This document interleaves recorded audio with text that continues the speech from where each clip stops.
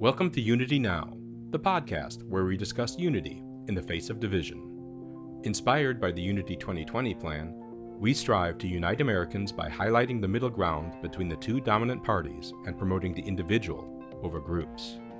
Each episode, we will bring you exciting, well-informed guests and host nuanced conversations about politically charged subjects. Our goal is to bring an end to the ideological war threatening the collective well-being of this great country. Howdy, howdy. Welcome back to Unity Now podcast. I'm your host, Gabe Garber, and today we are joined by Pamela Paresky. She may be familiar to some of you if you were in and around Clubhouse over the summer, or I guess winter, or whatever the time is now, earlier this year, as it kind of saw its early rise. And we're excited to have her on as she's kind of one of the active members there. But looking a little bit further back, and one of the, I guess, areas where we want to kind of touch on is, going as far back as even 2016, you were speaking about the splitting of America. You were one of the editors, the lead editor of Coddling of the American Mind with Greg Lukianoff and Jonathan Haidt, which our listeners and viewers will also surely be familiar with.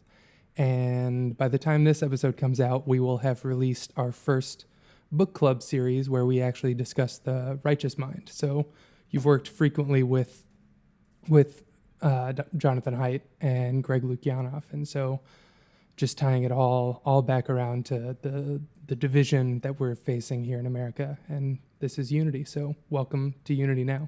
Thank you. Yeah, that was an amazing project. I was actually their lead researcher and in-house editor. They had a wonderful editor at Penguin, Jenny Smith. So I want to make sure she gets credit for the editing. But I was their in-house editor and researcher, and that was a tremendous amount of fun and work.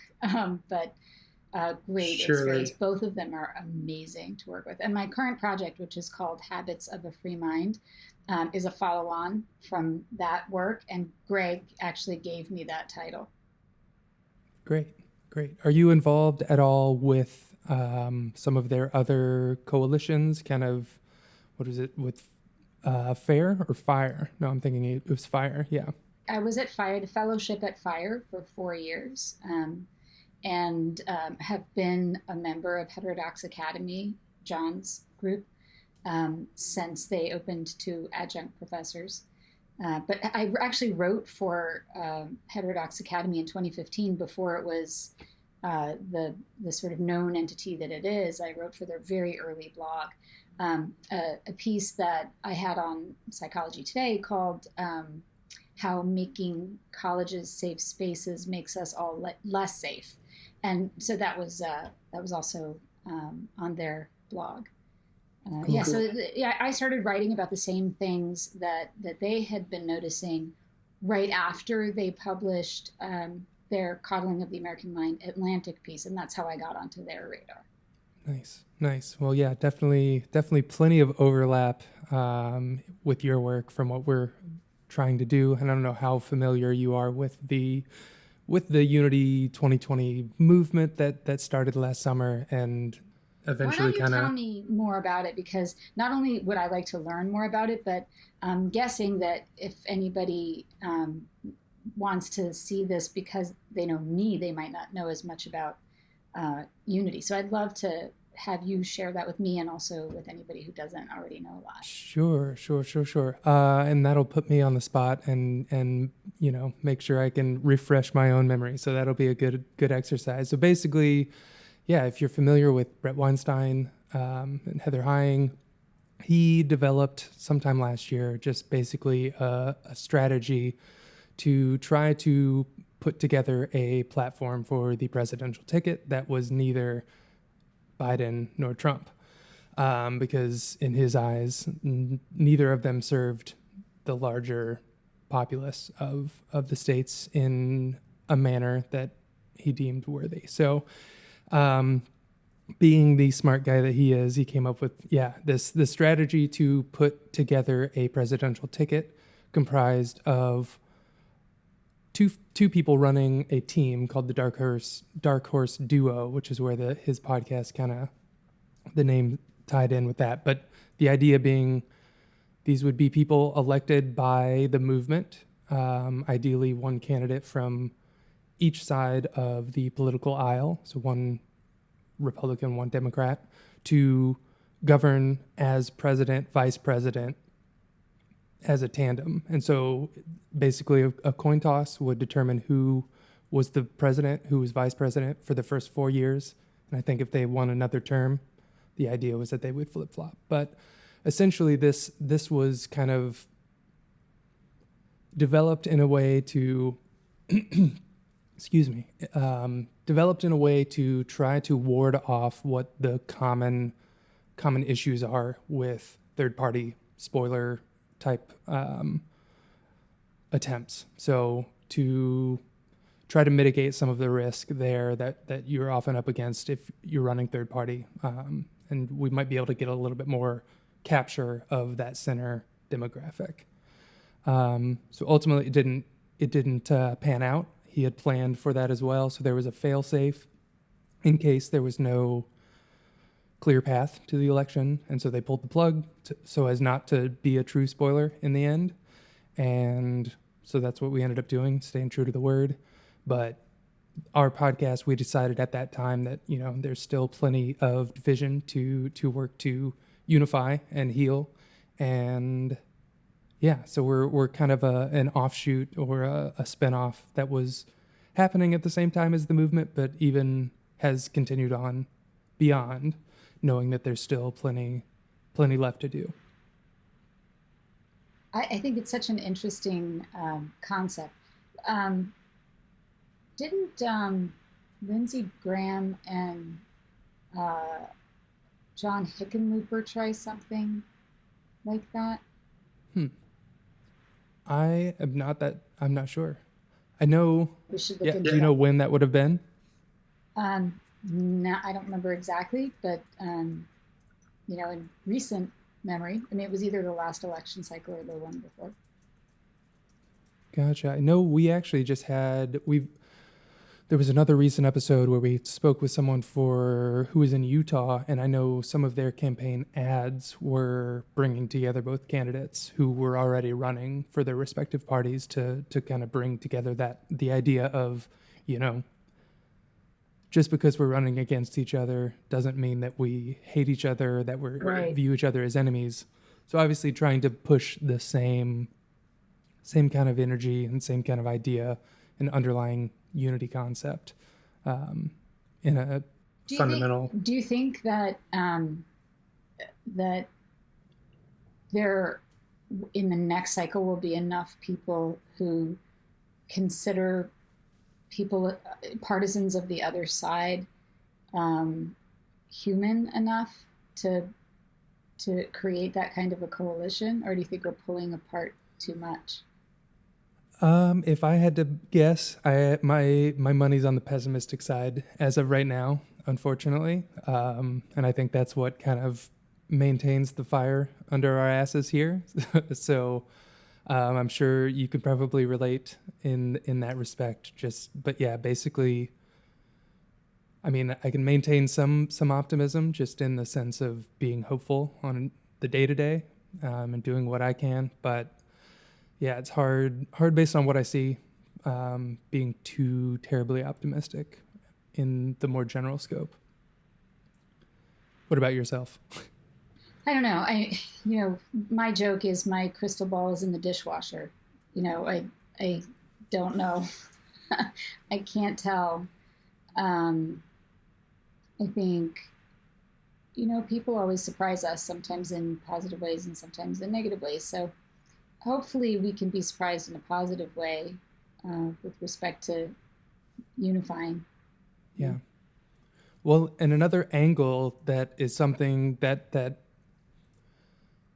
I was excited to have you on for, and I believe Brett has kind of spoken about this recently, but just the idea that not only should we be continuing to strive to get things right, or to be on, but on top of that, it would benefit us to make note of those who were maybe onto it early on and before it's becoming obvious in such a broad sense.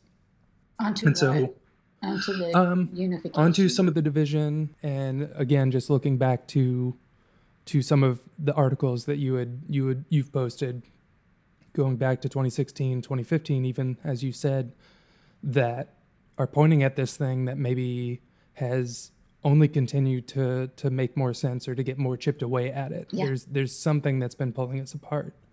And it's not going to take one person to get at it entirely. It's going to take a lot of people doing different work. And I see you as one of those people, and who are doing that early on. So for as much as we can, it's helpful to try and take a closer look at your thought processes and perspectives and the principles behind some of that ability to maybe spot the trends sooner than most. Thanks. No problem. I don't know. That's a big diving board to start off with, but I don't know. Are there any like bullet points that still stand out to you that when you started noticing it, that I don't know. Yeah. Yeah. Well, I think, when Kim contacted me about doing this, one of the words she used was sense making, which I thought was really interesting because I've been working on, with Greg and John, I was working on describing what was happening and describing the new moral culture of safetyism and the elements of that. And for people who have read The Coddling of the American Mind, they'll recognize the three great untruths, which were the great untruth of fragility, and that's summed up with this sort of false maxim: what doesn't kill you makes you weaker. And the great untruth of emotional reasoning, which is summed up as always trust your feelings. And then the great untruth of us versus them, which is summed up as life is a battle between good people and evil people. So I think that those three great untruths, which have the characteristics of contravening both ancient wisdom and what we know from psychology, and also being damaging to democracy. So all those three things, I think, underlie a tremendous amount of stuff that didn't seem to make sense. And if you recognize those three principles and the concept of safetyism, where safety or an idea of safety, whether it's real safety or imagined, is the highest, most important good, I guess is the way to put it, and it's the priority to end all priorities. So even if you have to, lose out on moral or other trade-offs that you really ought to be making, you're going to put that first. So that, I think, is a really important way of understanding and making sense of the sort of milieu that we're in right now. And then one of the chapters that we wrote in the book was about a new concept of social justice. And that has, I think, blown up in a way that I don't think we actually recognized. We were watching words be used in ways that just seemed absolutely hyperbolic. And instead of that getting reined in, instead of people saying, white supremacy doesn't mean that, the definitions changed. And we've now moved with that hyperbolic or changing definition of these words like racism and whiteness and white supremacy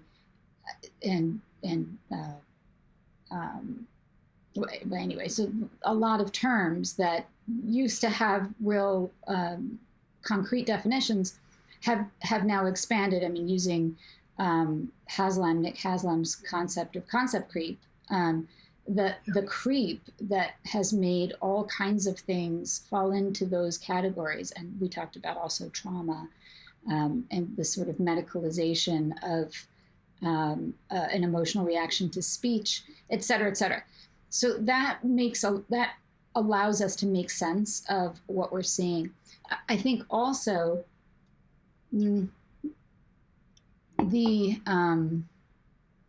those trends that we saw have just intensified. So there are concepts that we didn't really talk about in the book. We did talk about tribalism.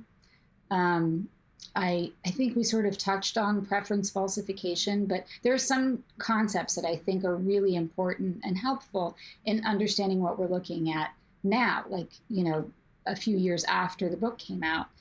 So moral pollution, tribalism, preference falsification, pluralistic ignorance, those are concepts that are all interwoven.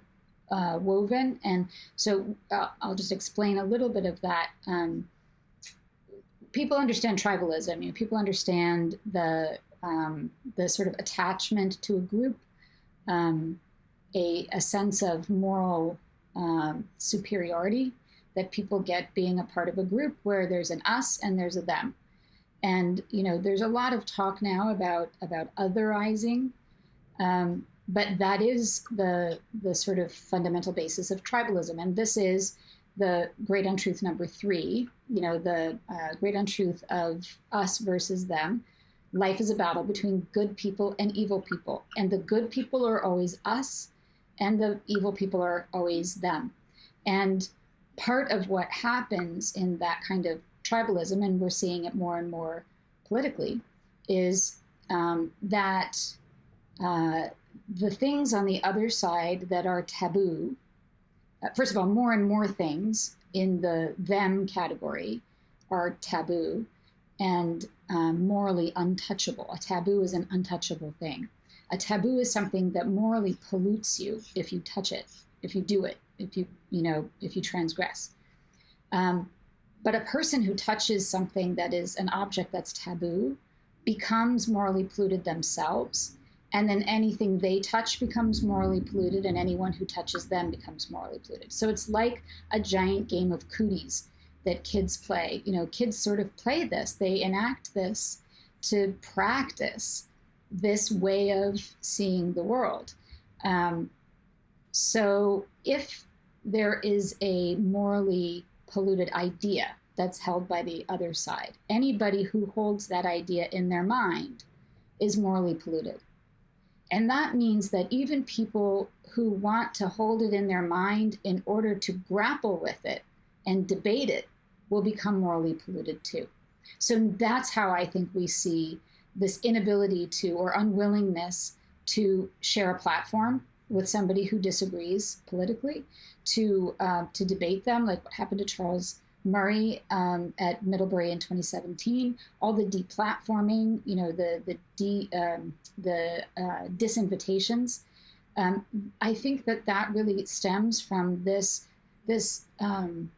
instinctive emotional sense of moral pollution, and people don't want to be close to that morally contaminated person or idea.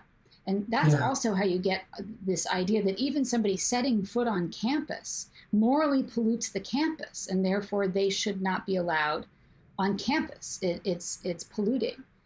It has a weird connection. It's occurring to me as you're saying it, to the one drop rule. Yeah. In terms of the purity test, yeah. pollution test, that's also just such, once you run it to the extreme, you realize that there's not really a there. But it's, I don't know, that's the first time that connection has really come to mind. But as you were describing just how even the idea, one single idea that isn't right, just, is viewed as being able to corrupt. And it leads to a number of other things, the other concepts that I talked about, that I mentioned. It leads to preference falsification, which is this is Timur Kuran, social scientist who wrote a book called hidden truths, public lies, or something like that. Private truths, public lies. I can't remember the name of the book, but preference falsification is the description of what we do when we pretend to prefer things that are false to us, that we falsely pretend to, we falsely say that we prefer things we don't prefer. So we will, especially on college campuses, professors and students will allow people to believe that they prefer the orthodoxy, even if they don't, because they're afraid of what John and Greg called the vindictive protectiveness of the people who are trying to protect that orthodoxy.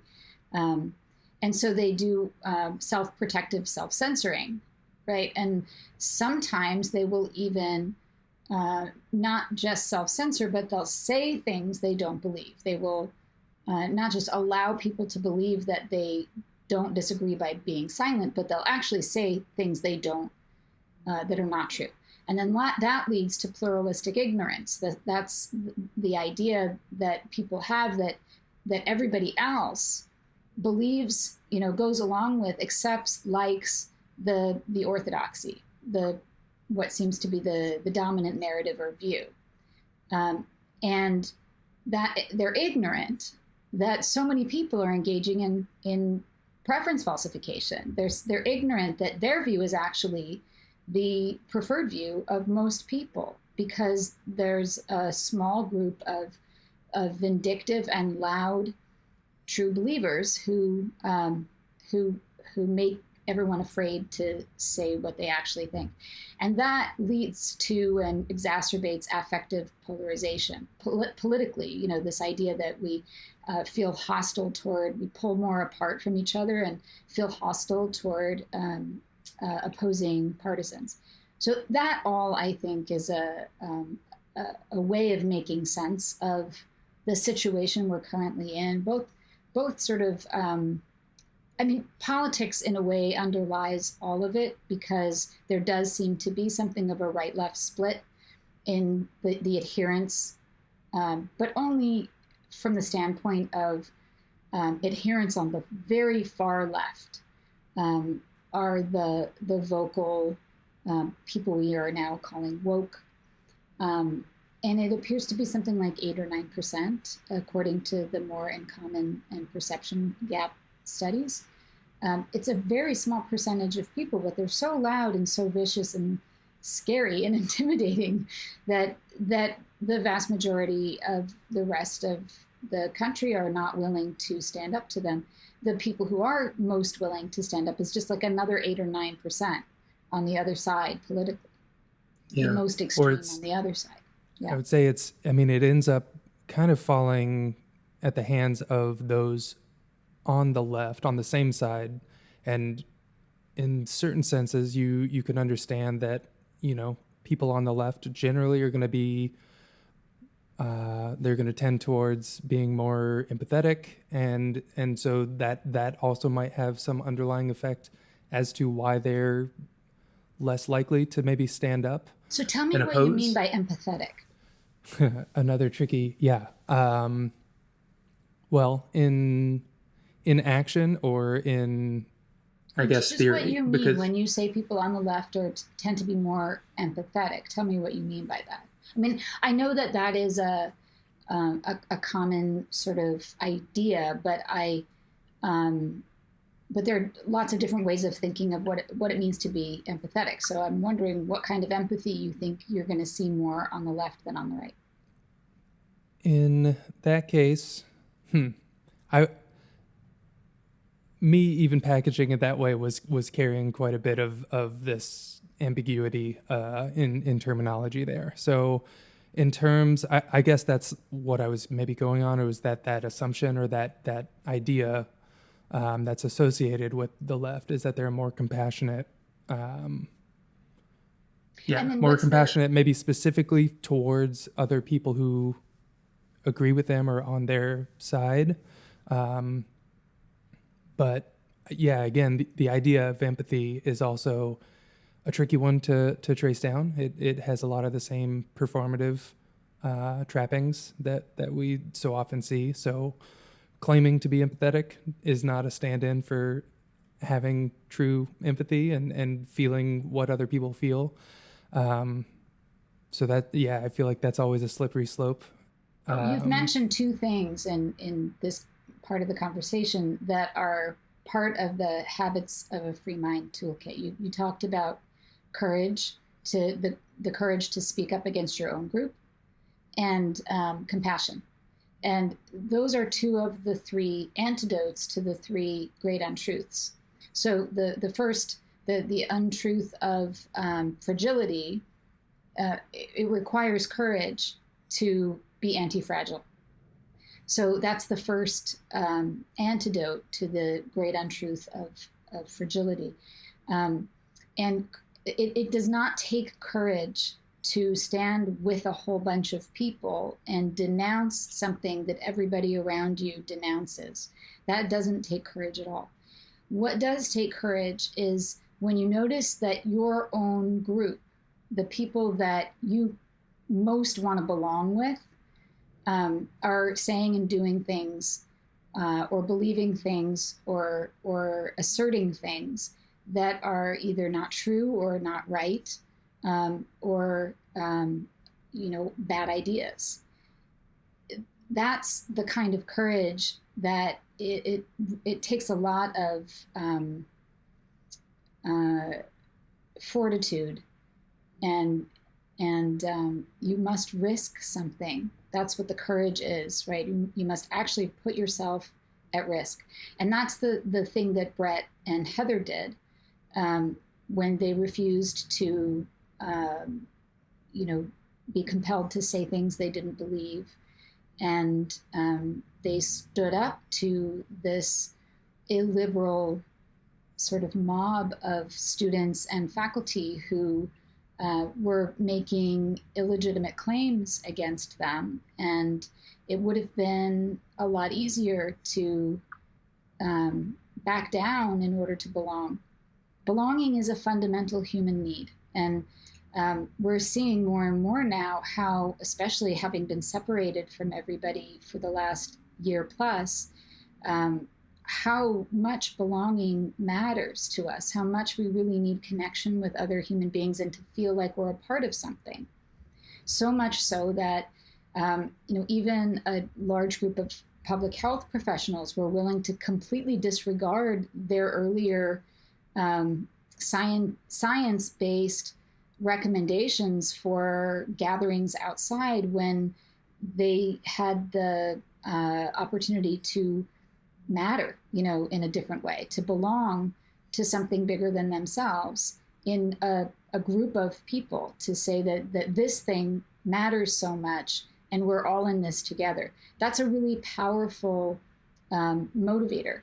And I think it played into, and in a certain sense now, the backlash against it and the sort of movement to counteract some of the negative aspects of the ideology that's overtaking schools, for example, like with FAIR, the Foundation Against Intolerance and Racism, and other groups like that are really now, they're taking strong action and making a lot of noise about the importance of retaining our liberal center, sort of our liberal focus and our focus in education, and not letting it be overtaken by illiberal ideology.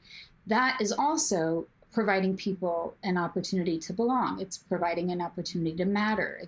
It's a way of being part of something greater than yourself, a cause, right? I think that one of the things that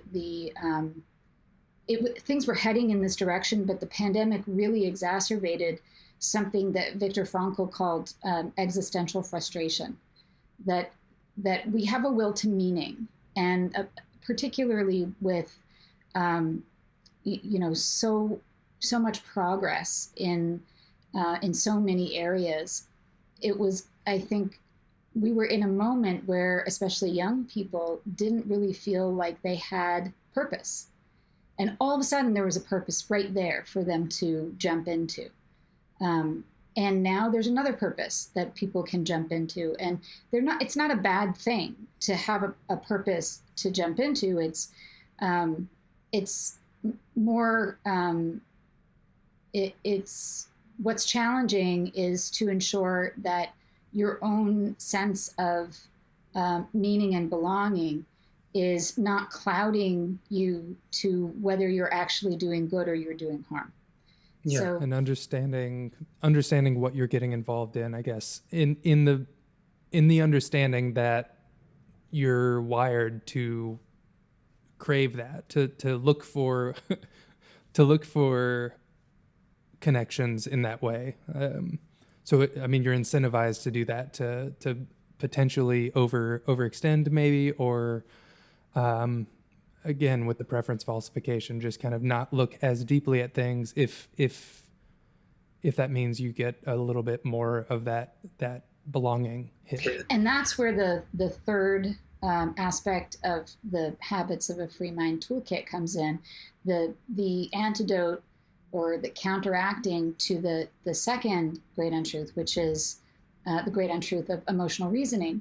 Always trust your feelings. So the way to counter that is with intellectual humility and being curious. So the importance of curiosity is something that I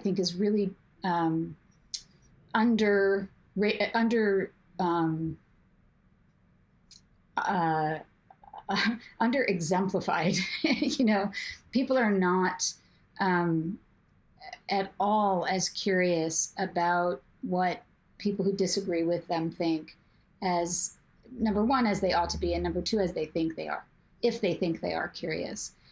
Mostly, I think what happens is people are curious about why that person could be so wrong. They're not really curious about what motivates that person and what brings them to that conclusion, and what can I learn from what they think that's different than what I think. So, there's a sort of exercise that I did with my students at the University of Chicago a year ago, and I have done this in workshops, where I ask people to think of somebody who is wrong. There's no sort of no thought that reasonable people can disagree about this, but about this particular thing, there's no question. The person is just wrong. And then I ask them to set aside their assessments of that person. And normally the assessments really, we can, actually, let's do this. This will be fun. Think of somebody who's just wrong. Just like, can you think of immediately something somebody is wrong about? They're just 100% wrong. There's so many things. I mean, Hitler was the first that came to mind. Somebody as just somebody I know. Yeah, okay. Somebody you know. We're always going to leave Hitler as a special circumstance. Okay. And do I need to share, or do I just need to hold it? No, you just personally. Hold that person in your mind, and that thing there, and there's no question in your mind the person's wrong. Yeah. Okay. So, what's wrong with that person? Like, what's wrong with them that they're so wrong about that thing? And this is not like, don't be nice about it. This is not like, well, they had a difficult childhood, or they don't understand, whatever. Just what's wrong? Like, how could they possibly be so wrong? Yeah, my initial takeaway, this is maybe why I am where I am, is they're not seeing something, or there's a series of things they're not seeing. And okay. I'm so being nice about it, but that's a little nice about it. Well, let's call that ignorant. Yeah. Right. So they're ignorant about something. That's sort of the uglier way to say it. Right. So I tend to find that there are basically 4 categories that this assessment falls into, and this falls along the lines of what Richard Dawkins said about people who don't believe in evolution. He basically said they're either ignorant, stupid, crazy, or evil, right? So those are the 4 categories that people tend to sort of fall into, and they're thinking about someone who's just absolutely wrong. There's no way that any reasonable person could come to this conclusion and be right. They're just wrong. Yeah. So when you realize that that is how you're assessing the person, you have the opportunity then to see how hard it will be for you to have a conversation with them. Because if they're just ignorant, you're either going to just try to feed them facts and be more and more frustrated when they don't change their mind, or you're just going to stonewall and not have any kind of, productive or even any kind of conversation with them at all. So, but if you can set aside your assessments of them, they're either ignorant or stupid or crazy or evil, set those aside and ask yourself, how could somebody who is not ignorant and not stupid and not crazy and not evil come to this wrong conclusion? You don't even have to think that this conclusion might be right. Yeah. How can they come to that wrong conclusion? And so now think that. What do you think when you think of this person and what they have come to this very wrong conclusion about? What's a way of thinking about how they might have come to that very wrong conclusion, not being ignorant, not being blind about stuff? That is a much more complicated thing to work through, which I think probably points towards why it's costs a little bit more and is not as easy of a thing for people to do. I mean, based on my initial response, the softer way to put the ignorant claim or that assessment being just, there's something they're missing, which still holds that weight of like, maybe the solution then is for me to try to put that piece in place. I want you to take another step here, right? So that's still a way of assessing what's wrong, right? And so what I want to shift to is and so the reason I had you do that is because it's just really impossible, I think, for us when we know that somebody is wrong to find a reason that they're wrong that isn't about them being wrong. Right? It's like another way of saying they're wrong. And so even though we're not going to stipulate in any way that they might be right, there is a way of thinking about them that doesn't involve them being wrong, even though their conclusion is wrong. And that's this. Everybody comes to a conclusion about things, takes a position in order to solve a problem, right? In order to deal with something that they think this conclusion is going to resolve. They have some concern that underlies that, right? So, for example, when the shooting at I forget the name of the school, and a number of young children were killed, Newtown maybe. Sandy Hook. Sandy Hook. Maybe? Yeah. And young children were, and so, I mean, this is the most awful experience and the most awful episode. And people had very different reactions to how to solve that problem. One was banning guns, and another was putting security guards with guns at the school, right? So these are completely opposite ways of solving the same problem. And so if you're able to see that if you think that people who are against gun control are absolutely wrong, or if you think that people who are against armed security or against the Second Amendment are absolutely wrong, then one way to think about it is what's a concern that we share that these two opposite ways of thinking try to solve, right? And so if you think about it that way, what kind of concern might that person have? And there are some really deep concerns, like existential concerns, like security, like belonging, like freedom, like meaning. Those kinds of things tend to underlie even, things where you get to a certain level. So if you think about that, and you don't have to answer if you don't want to, I know I've just put you on the spot, but if you want to, you can say what you see now if you think about it in that, and just say if you want to or not. Yeah, I'm just struck by, if anything, just kind of there's always or usually we flatten it down to maybe 2 coordinates of a thing. It's my position, your position, and there's not anything else that it's in relation to. Your position is held in relation to me. Right. But having, even just adding one more coordinate there helps, triangulate a bit more of the nuance of the relationship, and understanding at that point, if you can pick a third thing, in this case, as the problem that you both have different ideas to solve, then you can recognize that your path to that problem looks different. It's just a different perspective looking at a commonly experienced problem. In this case, the shooting. It's something that, you shouldn't, having different positions on that problem is not the same thing as saying that the person who has the opposite position wishes for this to happen, which often gets kind of lumped in. Having different positions on a problem is not, we have come to a place where we have moralized everything such that you can't see the other person who holds the opposite position as possibly being a moral person.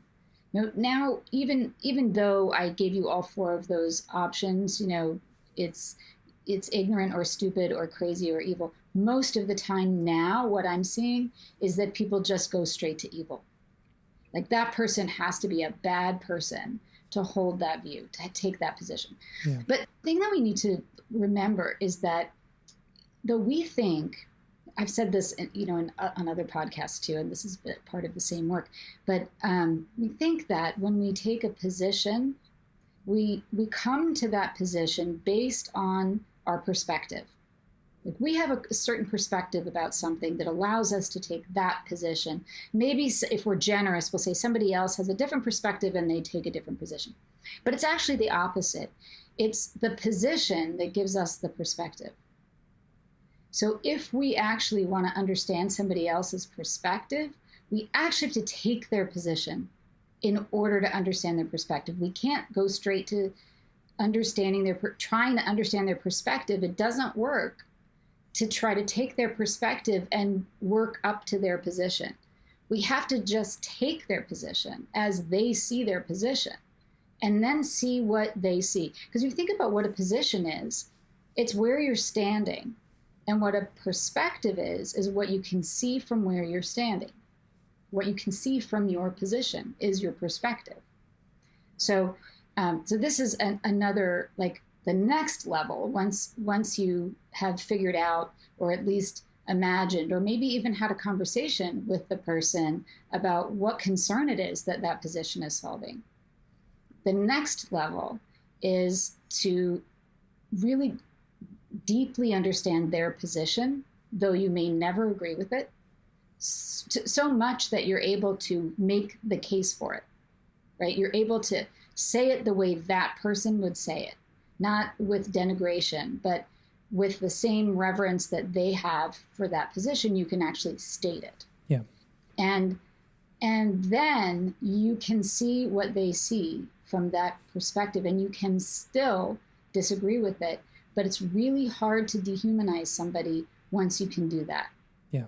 Yeah. It's, the steel man versus straw man dichotomy. Mm-hmm. If you, I don't know. And if you flesh that out, that's one other thing that that factors in, is the idea of so much of this is kind of a zero-sum competition when we're with other people.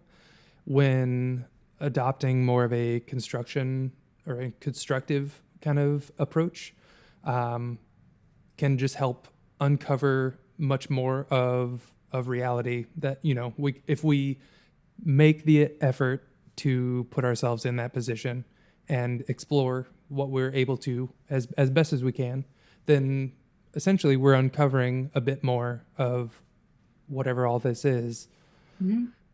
little by little. And that's all we really can hope for. Someone else, if you haven't already had him on your podcast, his name is, it's either Angel or Angel. I don't know how he pronounces his first name. His last name is Eduardo. And he came up with a concept called star manning. which is like a next level steel manning.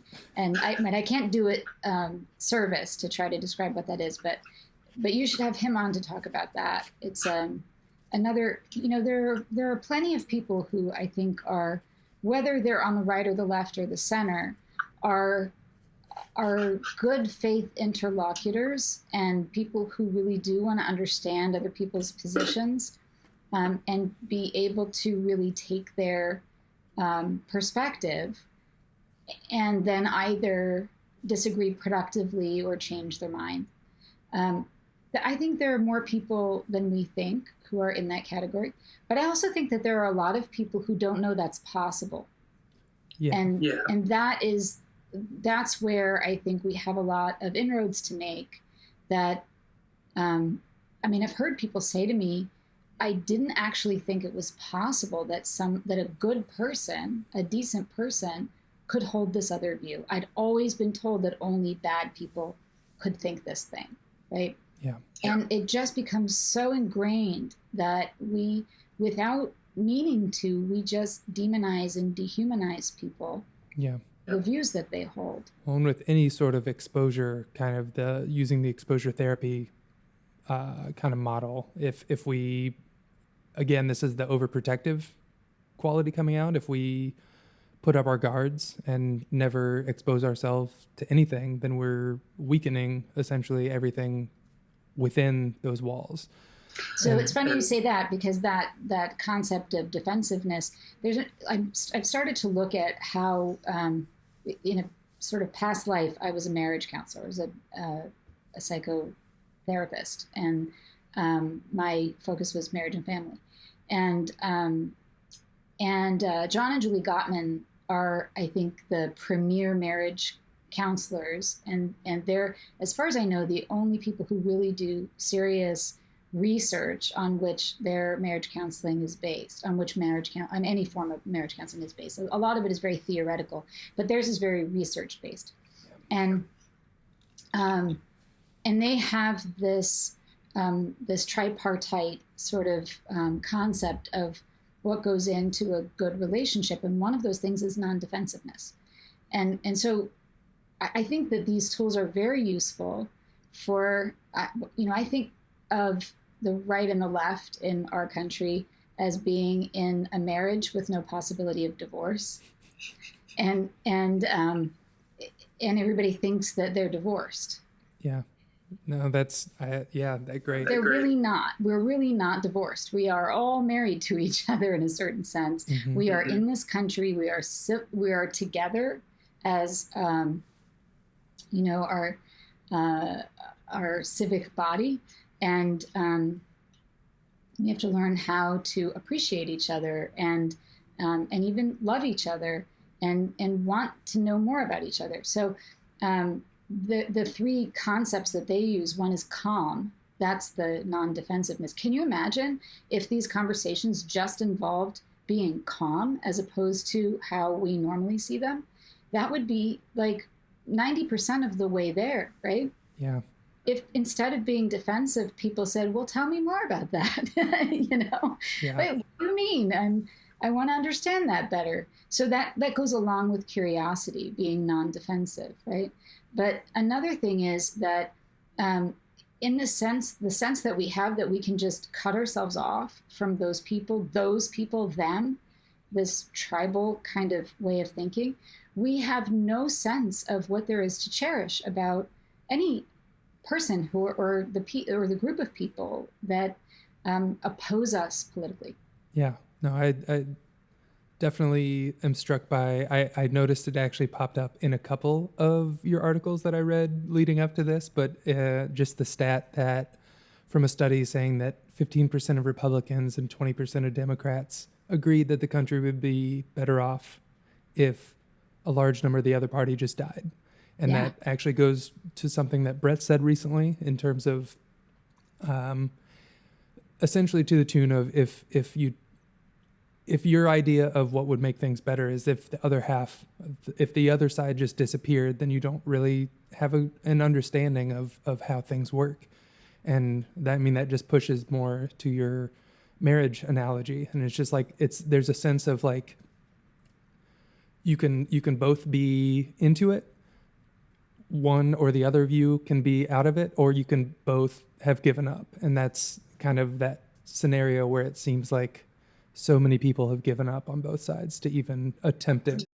Part of the reason people have given up is the third thing that the Gottmans say, which is trust. We have no trust for the other side. We suspect that, first of all, we think they're evil. Whoever the opposition is, we think they're the bad ones.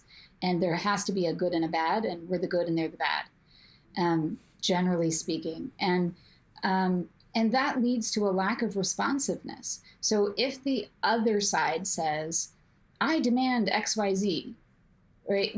We think that's whatever it is that they're demanding, they've got ulterior motives, or they're just trying to control, or whatever it is. We don't do the exercise of how could somebody be so wrong and not be any of these things, any of these bad things that we assess. And then how can I help them get what they want? And there's just this lack of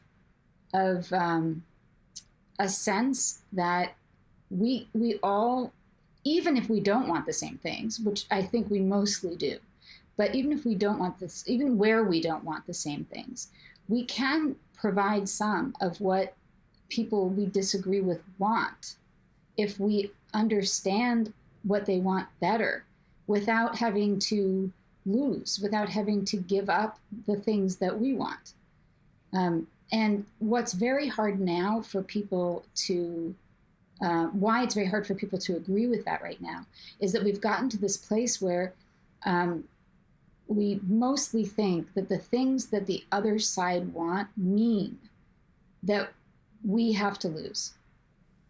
That, and sometimes it even is the sense that we want the other side to lose something because we think they have to lose something in order for us to have what we want. So when it's a zero sum like that, there's never going to be a coming together. So that's a sort of a different kind of focus, I think would be useful. Excuse me.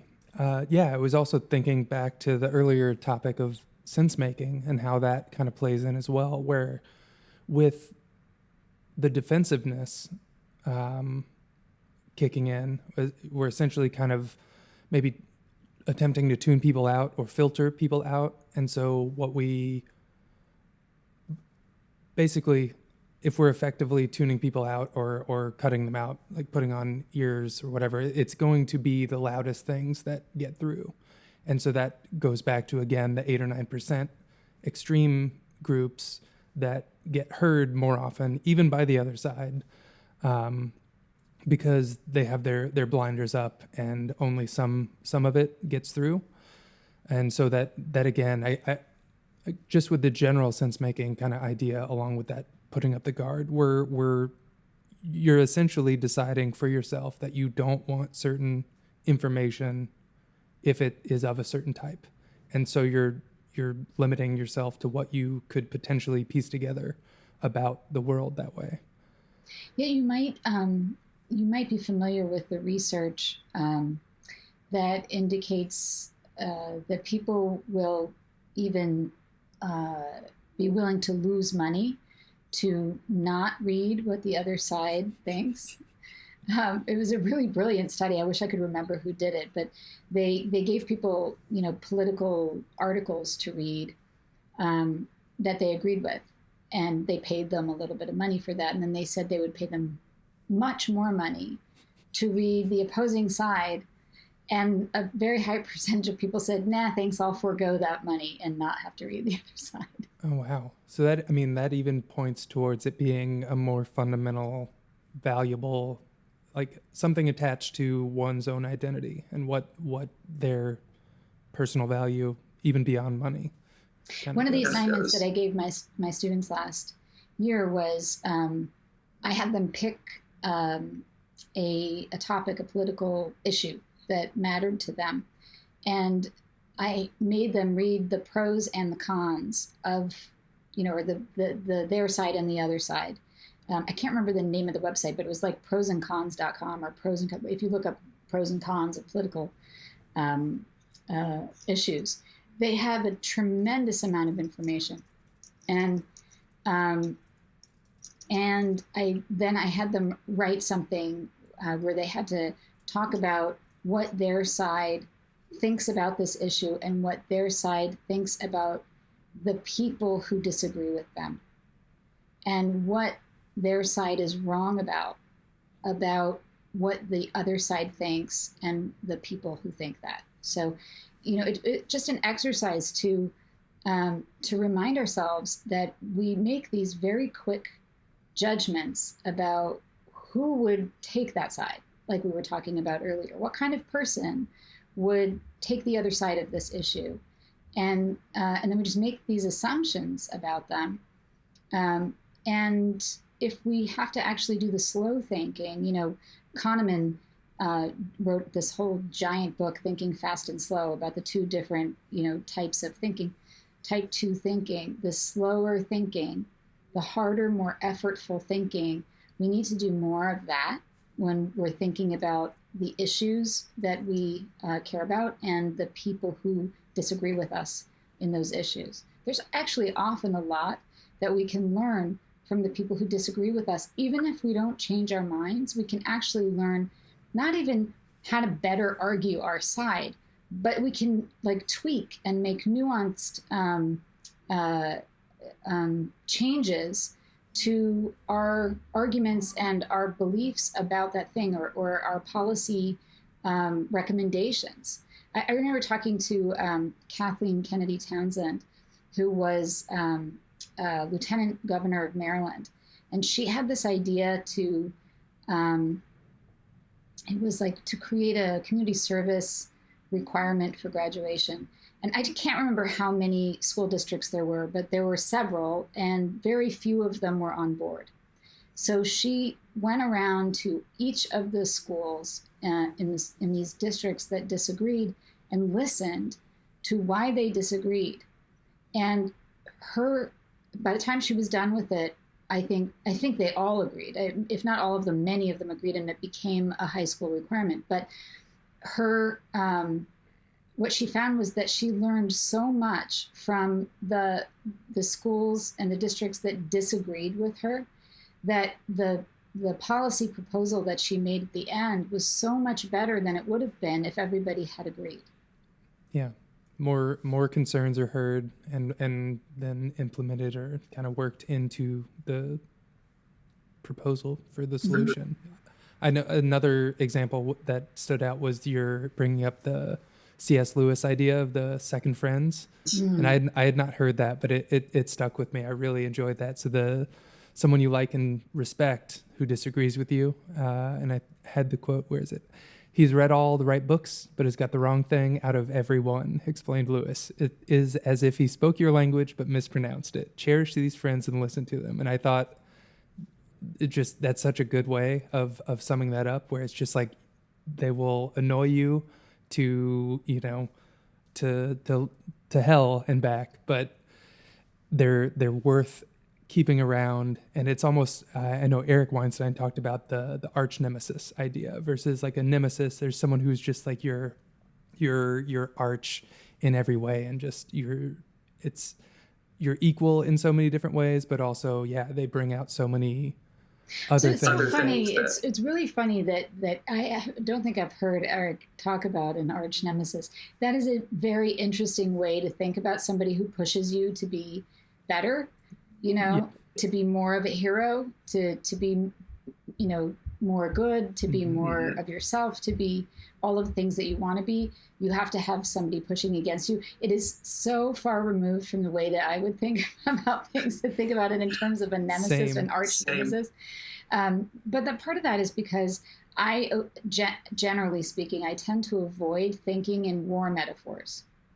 And that is sort of a war metaphor, having an enemy, an arch nemesis is an enemy. And a second friend is much more the way that I would think about it, right? In fact, one of the things that I started to notice years ago, as we started to hear this language about allyship, was I started to realize that's such war language, that it sounds great to be an ally, right? But we don't think about the fact that who needs an ally? A country that has enemies needs an ally, needs allies, right? And so that is actually what started me worrying years ago about this ideology, this way that we were starting to think about who people are and what identity means and what it means to belong to a group. And I started to get very troubled and concerned that kids who are going to college and are learning to be allies are not learning to be friends. And I think this is happening more and more when allyship is what's valued. Number one, you don't learn to disagree with people because an ally is supposed to be on your side and not disagree, right? And I guess a real ally would also have a, in a broader sense, but you can only push a metaphor so far, right? So thinking of it metaphorically, an ally is not somebody you feel close to and you confide in. It's someone that you use. It's someone you rely on for a certain purpose in order to oppose somebody else or something else. And I think that kids are really losing that sense that college is a place where you go to make friends, to learn what it is to be a person in the world. Instead, they're learning what it is to be an ally. They're learning what it is to be an identity, a certain kind of identity. But that's not, it's a real sort of objectification. They end up having what Martin Buber called I-it relationships with people instead of I-thou. There's no reverence for the individual in front of you. There's no sacredness. It's a real loss. I feel really sad for this generation who they're not coming of age in an era in which they're learning about themselves and learning that they can change. And they're sort of expected to arrive morally fully formed when they get to college. If they ask questions, if they ask the wrong question or if they have the wrong opinion, they get slammed. And the only answer is educate yourself. It's not the way that we used to change was in community and in relationship with people, where we would change our minds and people might or might not know what we thought before. But once we knew somebody who thought something and we loved that person, then we start to change our minds about that thing because that person is compelling to us, not because it's the thing we're supposed to believe, or because we're taught we're morally tainted if we don't believe that thing. That there's a real loss there, and I think the loss is also a kind of it's like I said this. I can't remember who I was talking to recently about this, but it's as if college used to be a rite of passage, like the way that Joseph Campbell would talk about it, like the envelope arrived and that was like the call, and then saying, yes, I'm going to go to this college, that was like accepting the call, right? And then you step into this new world, and the 4 years is that sort of liminal place of the tests and challenges where you learn who you will become. The one other thing that Frankl talked about in talking about the will to meaning is that there's a gap, there's a tension, a necessary tension between what one is and what one is to become. And that period of time really used to be very actively that opportunity, to try things out, to try on different identities, to slay dragons and giants, and have that experience of being in a place of personal risk, and with new people in a new environment, and then at the end of the whole thing, and you get your degree, that's like your new name, the BA or the BS, that's like the new name, and you go home a different person. And that does not seem to be the experience of college anymore. It doesn't seem to be. I feel like young people are robbed of that when they first get to campus, and then their orientation is, don't say this and don't say that, and and now we're going to separate you into identity groups, and that's who you are. And it's happening younger and younger now.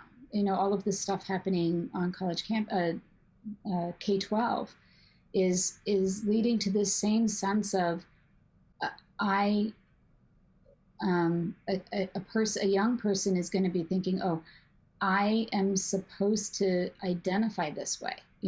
I'm told that this is who I am. And so the opportunity to create a self is really being lost. Yeah. I feel like one major trend is that the individual is losing kind of a lot of ground, in at least from the external looking inward. The true virtue of it all, and pulling from Frankl himself too, is that the individual is up to the individual at any point in time. There's still what you have in front of you, the decisions you can make. So it's still on tap and available to be had, but it's becoming harder and harder to maybe transfer that information, or at least like show that path forward, and navigating, or just being willing to dance an awkward, uncomfortable dance with someone else who opens up different possibilities for you. You reminded me that one of the things I was told you always ask is about, what do you appreciate about the right or the left? And since I'm pretty much right in the center, I can think of things about both. And that's something that I appreciate about the right, is the focus on the individual, the focus on individual agency, and the idea that people can, choose who to be, can choose things in life. That I appreciate about the right. And then the flip side of that is that the left provides an opportunity to look at the importance of belonging, the importance of being a member of something, the importance of community. There is the importance of community on the right also, in a different way. It's more of a chosen community. But what I appreciate about the left is the understanding that we do have to look at how people are doing in terms of groups in order to understand some of the ways in which we can solve problems. And we can lose sight of some of the ways to solve some problems if we don't look at how groups are doing, because there are things that people have in common. The key thing, though, I think, is that putting these two things together is that we have to kind of pull back the lens and look at how we group people, so that we're not only grouping people in certain ways when we're looking at how people are doing to try to enact policy. So, for example, if we only look at race and we don't look at class, then we're going to not solve all the problems that we need to solve that race appears to need solved, right? Yeah. Whereas if you flip it, a lot of those problems that we're noticing with race will also be solved ostensibly. That's the idea. That's something that it feels close to my heart, that I feel that way, and with whatever bias is attached to it. But I feel like if you filter properly, then everything downstream of that will but if you only looked at class, then you would miss the things that, and that's where actually the concept of intersectionality is kind of useful, Absolutely. I think that there's a lot to learn from that concept, and then there's a lot of damage being done in the name of that concept. Yeah. So, like the initial use of it, I think, was absolutely brilliant and so necessary and important to be able to find the hidden legal discrimination that needed to be solved in the legal code. Yeah. And that is also, by the way, a really useful and important way of using critical race theory. A lot of people, I think, now are under the impression that critical race theory is in and of itself a bad thing and ought not to be taught. Yeah. What they don't understand is that there isn't anything wrong with teaching critical race theory. What's wrong is using critical race theory as the only lens to teach other things, and also not being transparent that that's what you're doing. Yeah. That's what the problem is. The problem is not teaching critical race theory. The problem is how it's being used. Absolutely. Absolutely. And it's, again, plays into the dynamic of caricature, making caricatures kind of your opposition, and really just believing the most exaggerated stance is the one that the other side believes. And that's actually what the people at More in Common found, this perception gap. The farther from the center people get, the more extremist they think the people on the other side are on average. The more like the extremes they think everybody on the other side is. And unfortunately, the more educated a Democrat is, the less accurate they are at being able to identify what Republicans actually think. Education doesn't seem to have that effect on Republicans, but the more extreme a Republican is, the less accurate he or she will be in identifying what Democrats believe. So it's part of that is because of a lack of contact. If you don't interact with people who think differently than you do, it's really easy to make up all kinds of things about what they actually think and believe. Yeah, and compounding with that is I know you cited numbers, but the demographic split on college campuses of professors, that's, even without the numbers in front of me, it's been pretty, I would say it's fairly commonly understood that Sam Abrams did that research, and his assessment of the left-right split among professors is 6-1, but among administrators, public forward-facing, student-facing administrators was 12-1, and the student-facing now tripping over my words. The student-facing administrators, like the residential deans, etc., they're the ones who have a huge impact on college culture, on the residential life, on what kinds of programming, non-academic programming students have available to them, or even things that are required.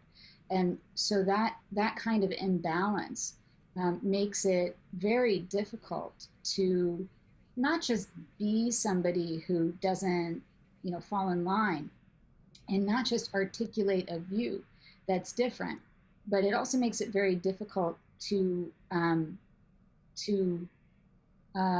even watch people be friends, and get the modeling. There aren't enough professors on the right, and certainly not enough on the right who are willing to admit that they're on the right, for professors to have friendships that students can look at as models of disagreement and friendly, friends across the aisle in a way. And there aren't enough opportunities provided because so many of the student-facing administrators are so far left. There aren't enough opportunities provided for people to understand, for students to understand what people on the right think. And that also makes students less likely to want to admit what they think if they don't toe the party line, so to speak. Yeah, I think the lack of modeling the cross-partisan discussion or friendly disagreement, I know you pointed towards that as well. So that was another big one that is huge. We certainly don't see that in our elected officials. I remember a number of years ago, it might have been 2011, when they made this big attempt to sort of come together. And instead of during the State of the Union address, instead of sitting, Democrats on the left side of the aisle and Republicans on the right side of the aisle, they decided to sit together. This was supposed to be that, symbolic, bipartisan coming together. That was when Nancy Pelosi was Speaker of the House and John Boehner, so Pelosi and Boehner were not famously friends. And, that was a time of polarization that we thought was terrible then, 10 years ago, right? And at least then they were making an attempt. Now it just seems like nobody's trying. Yeah. Well, I guess we can leave it on that pessimistic note. On that happy note. Well, yeah, just want to, I guess, wrap it up by saying, again, thank you for sharing so much time and all of the work you have been doing. If we have any hope, you are certainly part of that moving forward. And just in general, trying to, if you want something, you kind of have to build out some sort of model for how to get there. So I think you're doing great work. Remind me again of the most current project. Habits of a Free Mind. Cool. And I have a newsletter that's paresky.substack.com, and it's the Habits of a Free Mind newsletter. Great. Well, we will point people in your direction if they aren't already following you. Hopefully they will be. Definitely should be. And I guess until next time, we would love to have you back to continue discussing. And there's plenty psychology-wise that we could, I'm sure, dive pretty deep into, and just everything. However, so many ideas explored. And again, we're just very grateful for all the time you've thank you for having me. This has been really great. Thanks for the work that you're doing. It's really important. Thanks. We appreciate it. I guess until next time, this has been Unity Now. I'm Gabe Garber for our special guest, Pamela Paresky. Thanks. We'll be back. Thank you for watching the Unity Now podcast. We will be back with another conversation that highlights the political middle ground to unite Americans and end the ideological war. In the meantime, we'd love to hear from you. Please comment below and hit that subscribe button.